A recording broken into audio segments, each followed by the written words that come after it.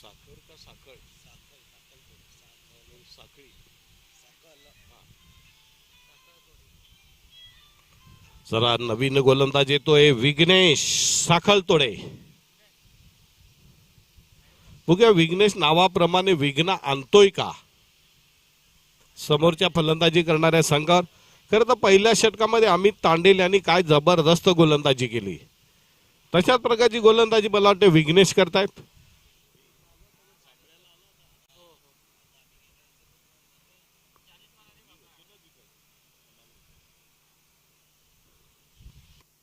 Vighnesh right arm off the gate, पंचांच्या डावीकडनं बॅकफुटला जाऊन चेंडूला मारण्याचा प्रयत्न केला जातोय. निर्धाव चेंडू पडतोय.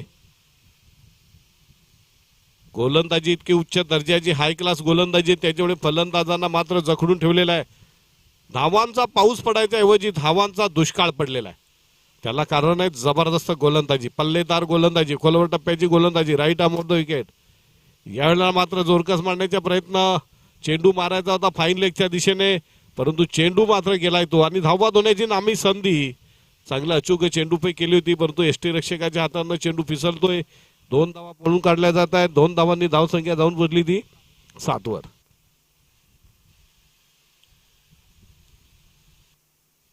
विघ्नेश षटकातला तिसरा चेंडू मार्गस्थ करतोय. Right arm over the wicket. यावेळेला पुढे सरकवत jumping down the wicket, mid विकेटवर मारण्याच्या प्रयत्नामध्ये चेंडूने मात्र वाकुल्या दाखवल्यात फलंदाजाला.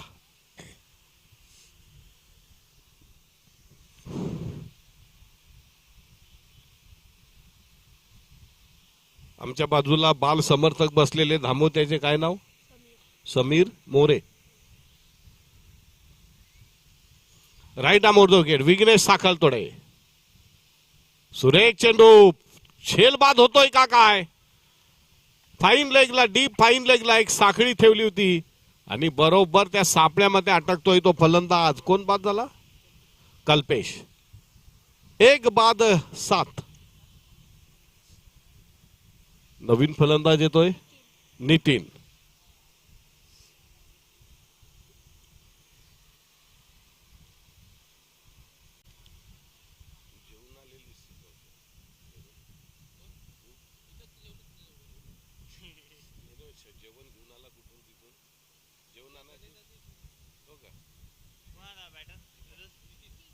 नितीन येतोय नवीन फलंदाज.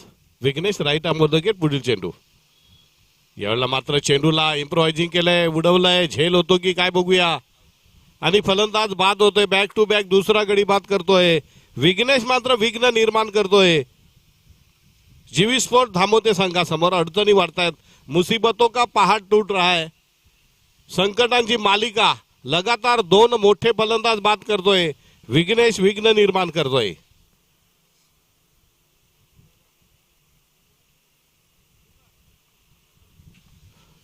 नवीन फलंदाज येतोय सचिन.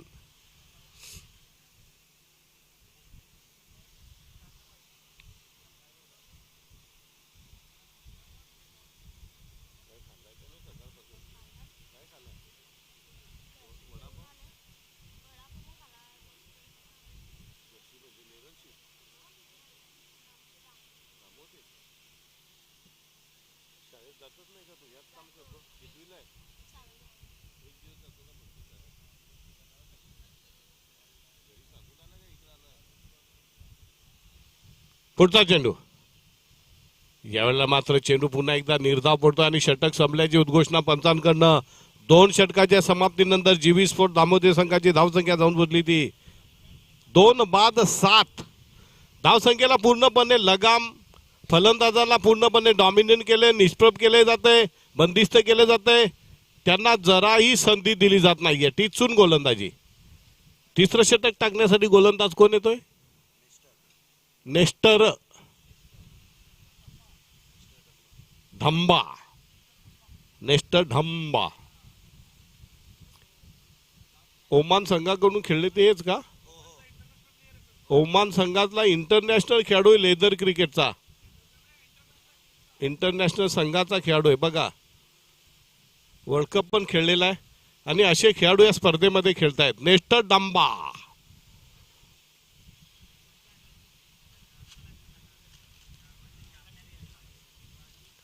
पहिला चेंडू आणि फलंदाज बाद.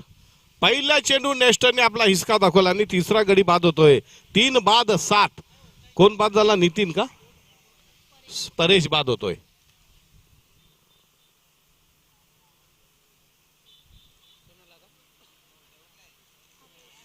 हरेश येतोय.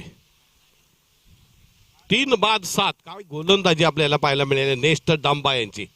पहिल्या चेंडूवर गडी बाद केलाय. राईट आर्म राऊंड विकेट पद्धतीची गोलंदाजी करतोय. नवीन फलंदाज आलेला आहे हरेश.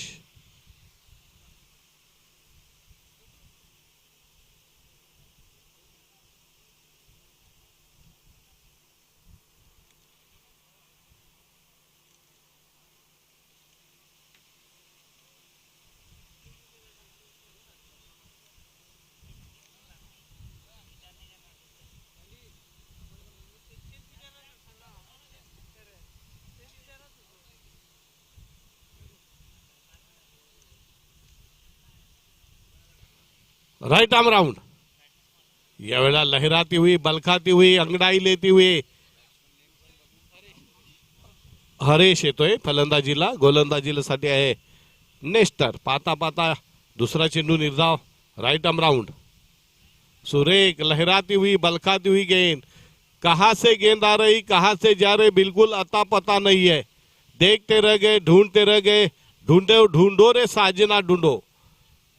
फलंदाजाला समजत नाही चेंडू कुठे पडतोय तो. बघा हातबल होतोय, हातबल होतोय.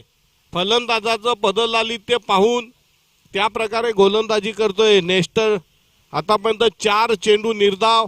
धाव संख्या 7 वर स्थिर आहे. यावेळेला फुलटा चेंडू आणि गडी बाद. 5वा चेंडू निर्धाव पडतोय.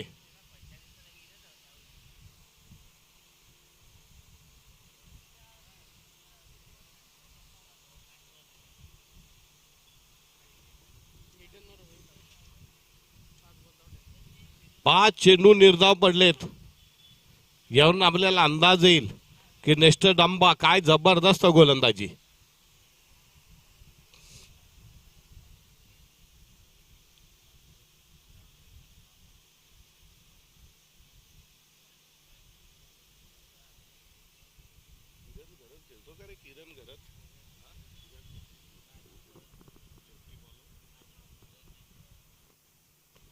पुढचा चेंडू right arm round.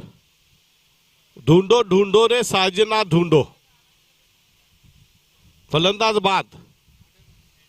Maiden over. निर्धाव चेंडू टाकलेत. या स्पर्धेमधलं पहिलं निर्धाव षटक. दुसरं का? पहिलं राजेश सातवी आणि दुसरं टाकले ते नेस्टर डांबा.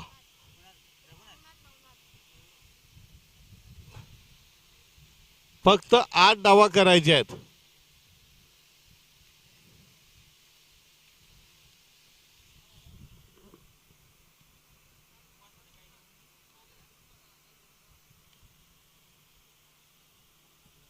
तर बंधूंनो, आपण पाहताय शिवकृपा मित्र मंडळ आणि डीकेपी पाहुणीपाडा आयोजित टेनिस क्रिकेट मधला the biggest show off the tournament, biggest show off Palghar district, Shivkrupa चषक 2025. आयोजक धनेश ताने. 1 मॅन शो.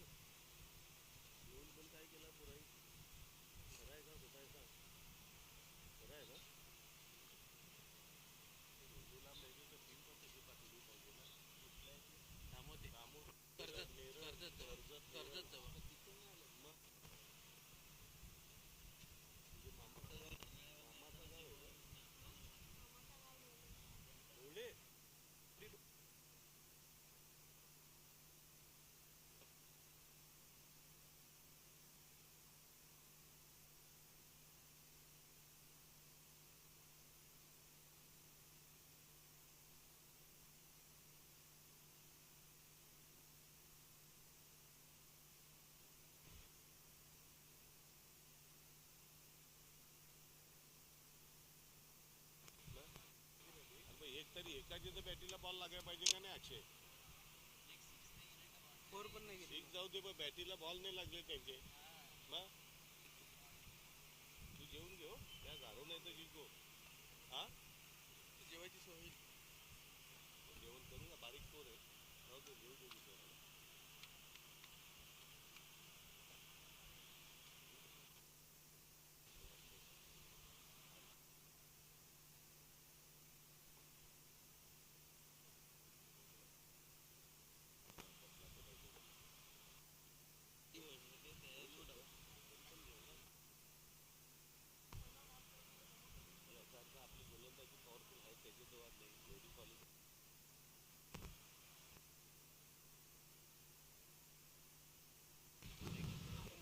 जयेश घरत, प्रशांत घरत यांचे छोटे बंधू का? प्रशांत आला नाही का? ISPL ला. ओके. प्रमोद लिली, डेनिस लिलीचा भाऊ आहे का? अच्छा. प्रमोद लिली. लिली म्हटल्यानंतर आपल्याला ऑस्ट्रेलिया आठवतो.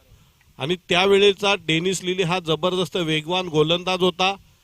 तेव्हा एक टॅगलाईनच होती, caught Marsh bowled Lillee, caught Marsh bowled Lillee, caught Marsh bowled Lillee. तर त्या डेनिस लिली यांच्यात नातलग आहेत ते प्रमोद लिली. कल्पेश पहिल्या चेंडूला गडी बाद करतोय आणि झेल सुटतोय. साधा सोपा झेल. पहिल्या चेंडूवर प्रतिस्पर्धी संघाची नाकाबंदी करण्याची संधी निर्माण केली होती कल्पेश यांनी.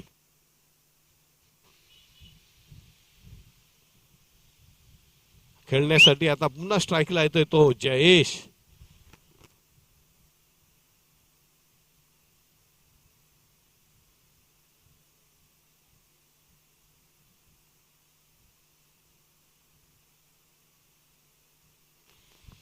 जयेश म्हटलं की आपल्याला प्रशांत घरत यांचे छोटे बंधू आहेत का? ते मोठे का छोटे? लहान बंधू.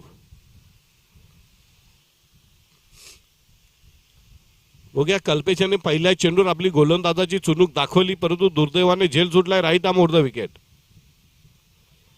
सुरेख चेंडू, सुरेख चेंडू. फलंदाजीमध्ये चमक दाखवायला संधी मिळाली नाही, पण गोलंदाजी मधला आपला दर्जा 2 चेंडू दाखवून देतोय.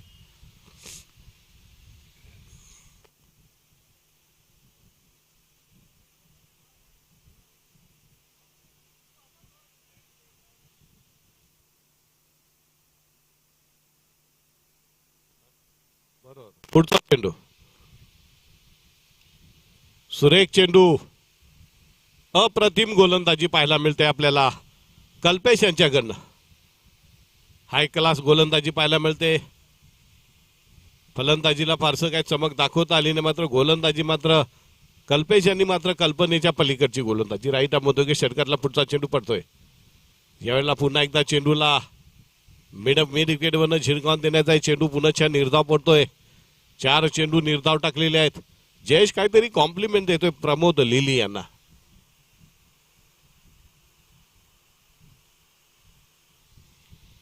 प्रमोद लिली यांची फलंदाजी पहिल्या षटकामध्ये तरी आतापर्यंत झाली आहे ढिली. पुढचा चेंडू राईट आर्म. या वेळेला मात्र अचूक अंदाज घेतलाय आणि फेकून दिलंय वाईडिश मिड विकेटच्या बाहेर. चेंडू काय षटकार चौकार.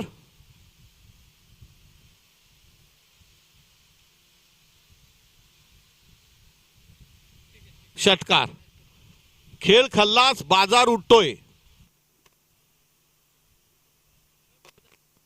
जेवून घे. नाही तू जेवण, या पोराला जेवायला द्या. जा तू जेवण इकडे दे ना, ते माझ्याकडे दे जा. या छोट्या पोराला आलंय ना दामोतेवाला, त्यांचा जेवायला द्या बिचारा. मोरेला, Sachin More. Man of the match या सामन्यातला कोण होतंय? गोलंदाजी Nestor. Man of the match Nestor. 3 गडी बाद केलेत आणि निर्धाव षटक.